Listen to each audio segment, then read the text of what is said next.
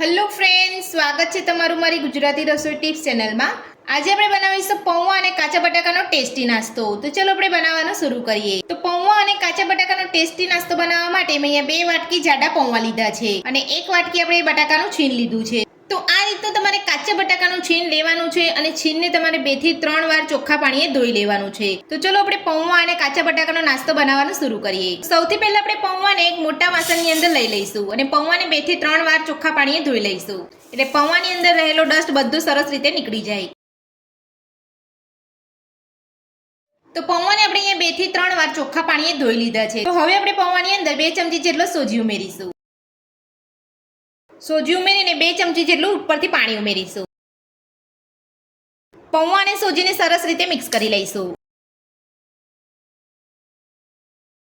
તો આ રીતે પૌવાની અંદર સોજી ઉમેરવાથી આપણો નાસ્તો એકદમ ક્રિસ્પી બનશે। તો પૌવા અને સોજીને આપણે અહીંયા સરસ મિક્સ કરી લીધા છે। તો હવે આપણે તેને ઢાંકીને સાઈડ પર રહેવા દઈશું અને આપણે નાસ્તાનો મસાલો બનાવીશું। તો નાસ્તાનો મસાલો બનાવવા માટે મેં અહીંયા ગેસ ઉપર એક પેન રાખ્યું છે। તો પેનની અંદર આપણે 2 ચમચી તેલ ઉમેરીશું। તેલને ગરમ થવા દઈશું। તો તેલ આપણું અહીંયા ગરમ થઈ ગયું છે। તો હવે આપણે તેની અંદર નાની અડધી ચમચી જીરું ઉમેરીશું, સાથે જ ઝીણા સમારેલા લીલા મરચાં ઉમેરીશું। જીરું અને લીલા મરચાંને આપણે સારી રીતે સાતળી લઈશું। તો જીરું અને લીલા મરચાં એકદમ સરસ રીતે અહીંયા સતરાઈ ગયા છે। તો હવે આપણે તેની અંદર ઝીણી સમારેલી ડુંગળી ઉમેરીશું। તો ઝીણી સમારેલી ડુંગળી ઉમેરીને બધું સરસ મિક્સ કરી લઈશું અને ડુંગળીને આપણે અહીંયા થોડી સાતળી લઈશું।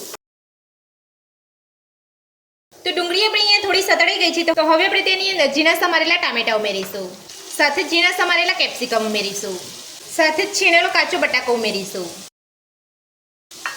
બધું સરસ મિક્સ કરી લઈશું અને 2 થી 3 મિનિટ માટે આપણે બધું સરસ સાતળી લઈશું। તો 2 થી 3 મિનિટ માટે જ આપણે અહીંયા બધું સાતળવાનું છે અને ગેસની ફ્લેમ ફૂલ રાખવાની છે। તો વેજીટેબલને અહીંયા પૂરેપૂરા સોફ્ટ નથી કરવાના, આપણે અહીંયા અધકચરા સાતળવાના છે, એટલે તમારે ખાસ ધ્યાન રાખવાનું છે, કેમ કે આપણે નાસ્તાને હજુ બીજી વાર પણ કૂક કરીશું, એટલે આપણે વેજીટેબલ એકદમ સરસ રીતે કૂક થઈ જશે। તો 2 મિનિટ જેટલું આપણે અહીંયા સાતળી લીધું છે। તો હવે આપણે તેની અંદર મસાલા ઉમેરીશું। તો સૌથી પહેલા આપણે નાની અડધી ચમચી ધાણા જીરું પાવડર ઉમેરીશું, નાની અડધી ચમચી કાશ્મીરી લાલ મરચું ઉમેરીશું, 2 થી 3 ચપટી જેટલો ગરમ મસાલો ઉમેરીશું અને નાસ્તાને ચટપટો બનાવવા માટે નાની અડધી ચમચી જેટલો ચાટ મસાલો ઉમેરીશું। ચાટ મસાલાની જગ્યા પર તમે આમચૂર પાવડર પણ લઈ શકો છો। બધું સરસ મિક્સ કરી લઈશું અને ગેસની ફ્લેમ બંધ કરી દઈશું। તો નાસ્તાનો મસાલો બનીને આપણો તૈયાર છે। તો હવે આપણે મસાલાને ઠંડો થવા દઈશું અને બીજી બાજુ આપણે પૌવા અને સોજીને પલાળીને રાખ્યા છે તેને ચેક કરી લઈશું। તો હવે આપણે પૌવાને ચેક કરી લઈશું।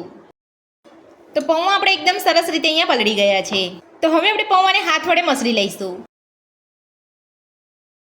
તો પૌવા આપણે અહીંયા થોડા કોરા પડી ગયા છે, એટલે હું અહીંયા 1 ચમચી જેટલું પાણી ઉમેરી રહી છું। જો તમારા પૌવા અહીંયા થોડા ઢીલા હોય તો તમારે પાણી ઉમેરવાની જરૂર નથી। તો અહીંયા 1 ચમચી જેટલું જ પાણી ઉમેરવાનું છે, કેમ કે આપણે અહીંયા પૌવાનો લોટ બાંધવાના છે।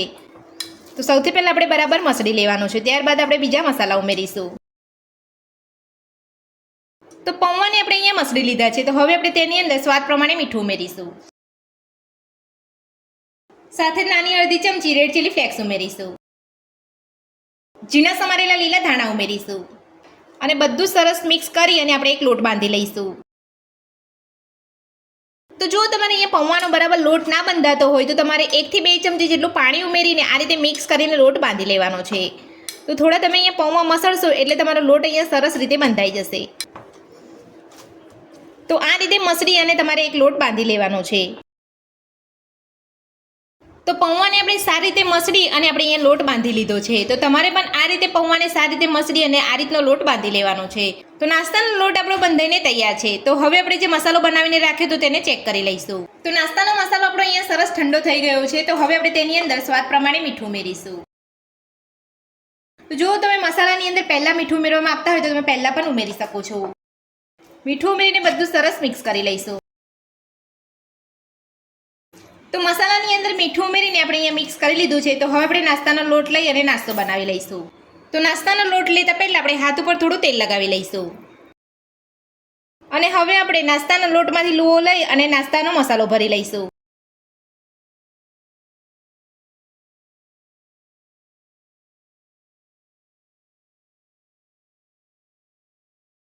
તો આ રીતે તમારે લોટમાંથી કટોરી જેવો શેપ આપી દેવાનો છે અને આ કટોરીની અંદર આપણે નાસ્તાનો મસાલો ભરી લઈશું.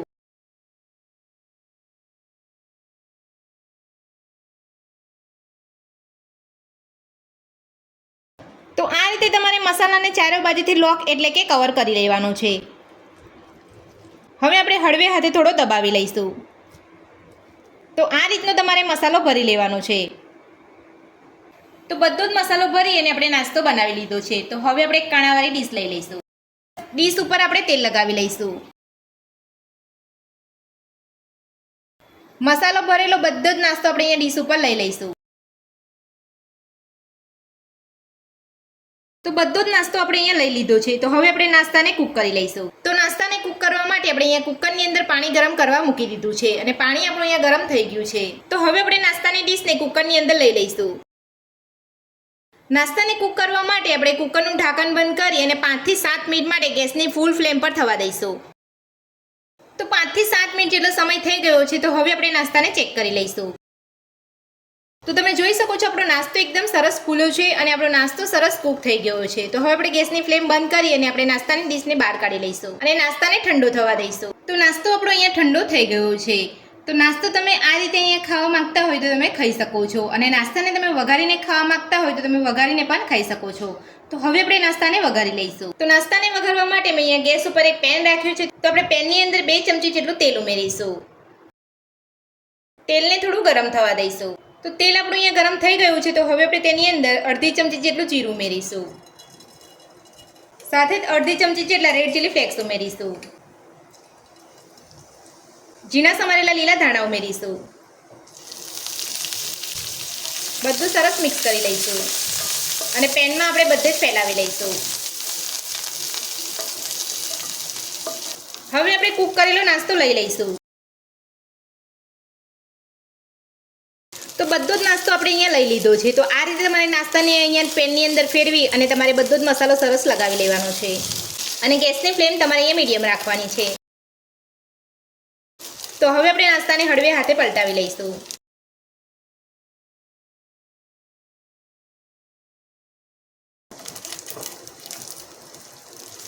તો આ રીતે તમારે બંને બાજુ ફેરવી નાસ્તાની બધી બાજુ તમારે અહીંયા મસાલો લગાવી લેવાનો છે.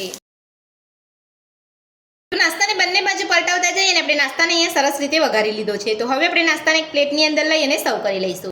તો પૌવા અને કાચા બટાકાનો એકદમ ટેસ્ટી નાસ્તો બનીને આપણો તૈયાર છે અને આપણે એક પ્લેટની અંદર સર્વ પણ કરી લીધો છે. તો ખૂબ જ ઓછા તેલની અંદર આપણો ટેસ્ટી નાસ્તો બન્યો છે. તો પૌવા અને કાચા બટાકાનો ટેસ્ટી નાસ્તો બનાવવાની રીત તમને મારી કેવી લાગી મને કોમેન્ટ બોક્સમાં કોમેન્ટ કરીને જરૂરથી જણાવજો. આજની રેસીપી પસંદ આવે તો વિડીયોને લાઇક કરજો, ચેનલને સબસ્ક્રાઇબ કરજો, તમારા મિત્રોને જરૂરથી શેર કરજો. Thank you.